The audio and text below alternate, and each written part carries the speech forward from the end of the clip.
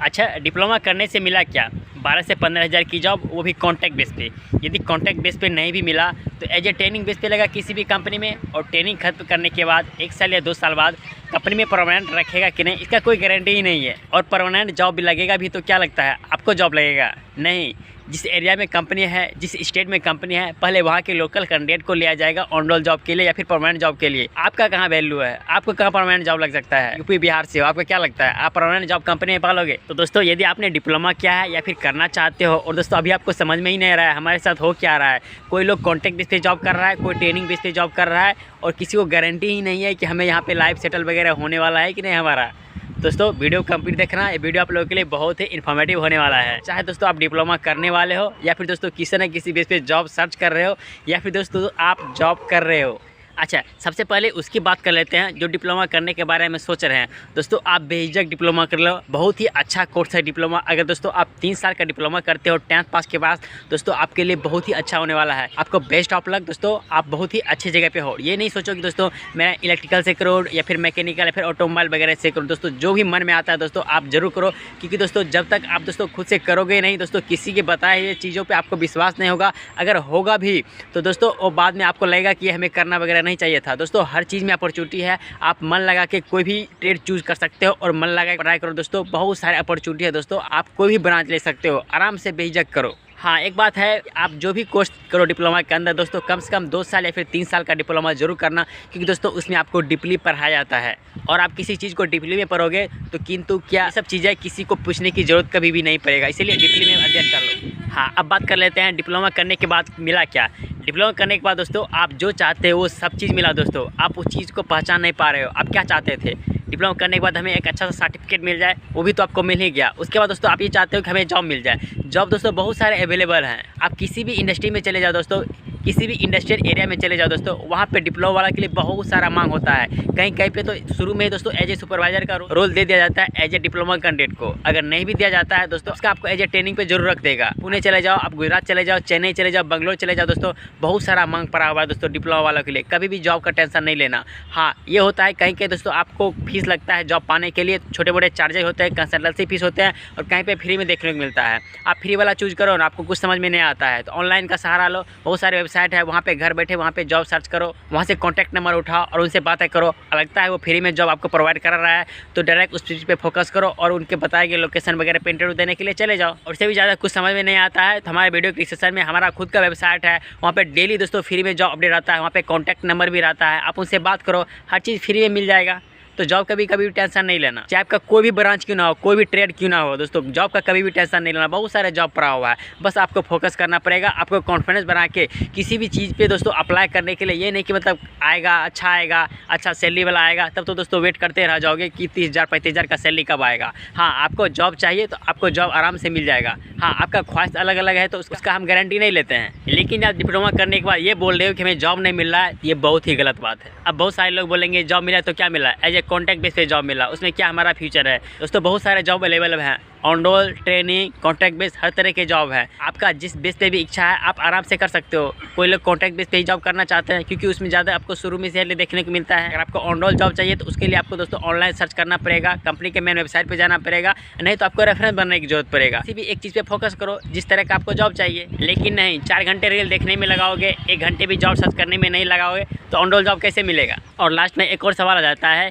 कि company permanent रखते भी है तो लोकल कैंडिडेट को रखती है। अगर कोई गुजरात से है और गुजरात में जॉब कर रहा है तो सबसे पहले वो उसको परमानेंट करेगा, उसके बाद में यूपी बिहार या फिर अलग स्टेट वाले को करेगा। क्या ये सच्चाई है क्या, या फिर महाराष्ट्र में ऐसा ही होता है क्या? तो इस सच्चाई को मैं अभी आपको बताने वाला हूँ। आपको क्या लगता है, किसी का मतलब ITI हुआ है, किसी का बीटेक हुआ है तो ITI वाले को परमानेंट कर देगा कंपनी और बीटेक वाले को परमानेंट नहीं करेगा? ऐसा नहीं है दोस्तों।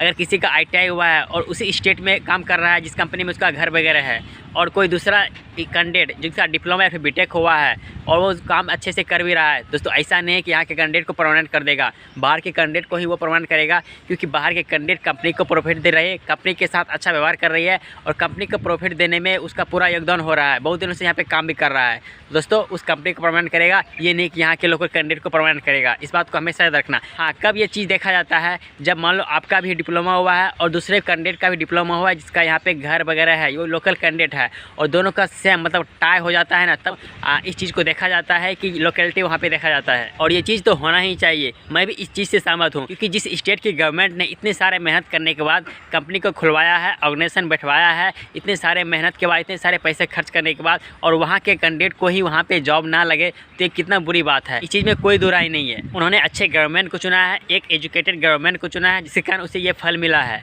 अगर आपको भी चाहिए आप अपने स्टेट में जाओ, सीधी सी मतलब है। मैं बिहार से हूँ, तो इस चीज़ को मैं समर्थन करता हूँ कि आप लोग ज़रूर अच्छा गवर्नमेंट को चुनो, ताकि दोस्तों वहाँ पे इंडस्ट्री लाए, वहाँ पे एक से एक नए नए कंपनी खुलवाए, ताकि लोगों को दूसरे स्टेट जाना ना पड़े। और किसी भी कंपनी में ज्वाइन करने के बाद वहाँ पे ज़्यादा स्किल पे ध्यान देना, अपने चीज़ों को सीखने पे ज़्यादा ध्यान देना, और ये नहीं सोचना कि हमें कैसे भी करके परमानेंट हो जाए, क्योंकि दोस्तों परमानेंट वालों का भी बुरा हाल होता है। आज से कुछ दिन पहले जब मैं दोस्तों पुणे में था, रंजनगांव में, तो वहाँ पर मैंने बहुत सारे लोगों को देखा धरना पर बैठे हुआ था। उनका 10 साल से 15 साल से कंपनी में जॉब कर रहा था, और कोरोना के कारण जब उसे कंपनी से बाहर निकाल दिया गया, दोबारा उस कंपनी में ले ही नहीं रहा था, और सारे लोग परमानेंट थे, वो लोग धरना पे बैठे हुए थे। तो उन्हें मतलब दोबारा नहीं ले रहा था कंपनी में, कॉन्ट्रैक्ट वाले को ले रहा था, और दूसरे कैंडिडेट को ले रहा था जो अच्छे से काम कर रहे थे, जो सिर्फ टाइम पास कर रहे थे। वो ऐसे ही थे, मतलब 10th पास 12th पास पे ही मतलब जोर दे के परमानेंट कैसे भी करके सीटिंग वगैरह से हो गया था, सबको बाहर बिठा दिया गया था, मतलब निकाल दिया गया था।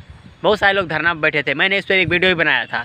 तो ये नहीं सोचना कि हमें परमानेंट हो जाएगा तो हमारे यहाँ पे लाइफ वगैरह सेट है। अब बताओ, उसके पास स्किल रहता, उसके पास नॉलेज रहता, तो उसको धरना पे बैठने की क्या ज़रूरत थी। इस कंपनी निकाल दिया, दूसरे कंपनी में जाता जॉब करता। तो बिना एक्सपीरियंस, बिना स्किल, बिना चीज़ों को सीखने के बाद आप परमानेंट जॉब भी कर रहे हो, तो समझ जाओ कि आपको कंपनी ढो रही है, और कंपनी की नज़र जब भी आप पे पड़ेगा, जब भी कोई ना कोई बहाना बना के आपको वहाँ से निकाल देगा। तो कभी भी ये नहीं सोचना डिप्लोमा करने के बाद हमारा करियर मतलब ख़राब हो गया है, बस आपका अच्छा टाइम नहीं आया है, आप खुद से फोकस नहीं कर रहे हो जॉब सर्च करने में या फिर जॉब करने में। कॉन्टैक्ट बेस पे जॉब कर रहे हो तो उसी पे लगे हुए, उससे ज़्यादा सोच नहीं पा रहे हो, या फिर सोशल मीडिया का हेल्प नहीं रहे हो। अगर सोशल मीडिया पे जॉब सर्च करने के लिए लगा रहे हो तो कुछ टाइम के लिए लगा रहे हो, बस नाम के लिए लगा रहे हो, 10 मिनट 15 मिनट देखे बस हो गया।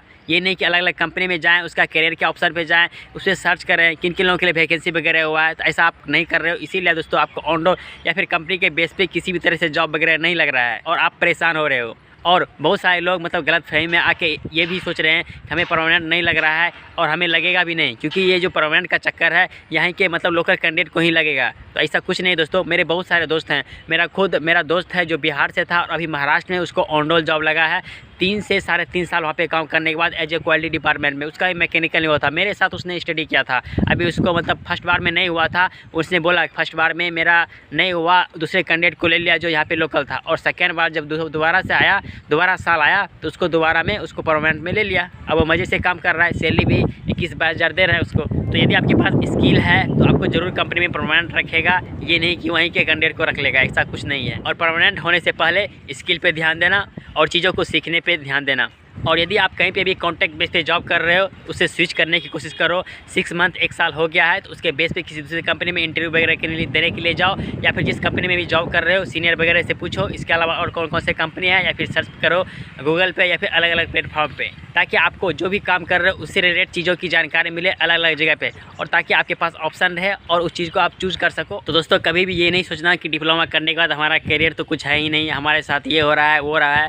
बस दोस्तों आप उस चीज़ को फोकस नहीं कर रहे हो। जो भी प्रॉब्लम आता है दोस्तों उस पर टाइम दो, उस पर फोकस करो। कॉन्ट्रैक्ट बेस पे जॉब कर रहे हो तो कैसे ऑन रोल जॉब मिलेगा, हमेशा उस चीज़ पे फोकस करो। ऑन रोल जॉब मिल रहा है और परमानेंट नहीं हो रहा है तो उस चीज़ पे फोकस करो, कैसे परमानेंट वगैरह हो जाए। सैलरी नहीं बढ़ रहा है उससे फोकस करो पूरा तरीके से, सैलरी हमारी कैसे बढ़ेगा। और लास्ट बात दोस्तों, डिप्लोमा वालों की बहुत सारा मांग है दोस्तों। जितने भी ऑटोमोबाइल कंपनी है या फिर ऑटोमोबाइल के पार्ट बनाने वाले दोस्तों, जितने भी वेंडर कंपनी है, हर कंपनी में दोस्तों डिप्लोमा वालों के लिए मांग है। तो कभी भी दोस्तों डिप्लोमा करने से हिचकिचाना नहीं कि हमें डिप्लोमा करें या फिर ना करें। दोस्तों बेहिचक डिप्लोमा करो, चाहे आपका कोई भी ब्रांच से क्यों ना हो। हर चीज़ में दोस्तों जॉब अपॉर्चुनिटी है, अभी भी टेंशन नहीं लेना। तो दोस्तों इस वीडियो में आपको समझाने का यही मतलब था। बहुत सारे अलग अलग सवाल थे डिप्लोमा को लेकर के, हमें कॉन्ट्रैक्ट पे जॉब करना पड़ रहा है, फिर हमारा सैलरी कम है, या फिर हमें परमानेंट नहीं हो रहा है, या फिर ऑन रोल जॉब बताए। बहुत सारे कमेंट वगैरह आते रहते हैं। तो मैंने सोचा दोस्तों एक वीडियो बनाते हैं डिप्लोमा के ऊपर, और उसमें हर चीज़ों को शामिल करने की कोशिश करते हैं। तो दोस्तों कोई भी प्रॉब्लम आता है कमेंट करो, हम उसका रिप्लाई देने की कोशिश करेंगे। तो बाय दोस्तों, फिर मिलते हैं किसी और इसी तरह की इन्फॉर्मेटिव वीडियो में। तब तक के लिए बेस्ट ऑफ लक।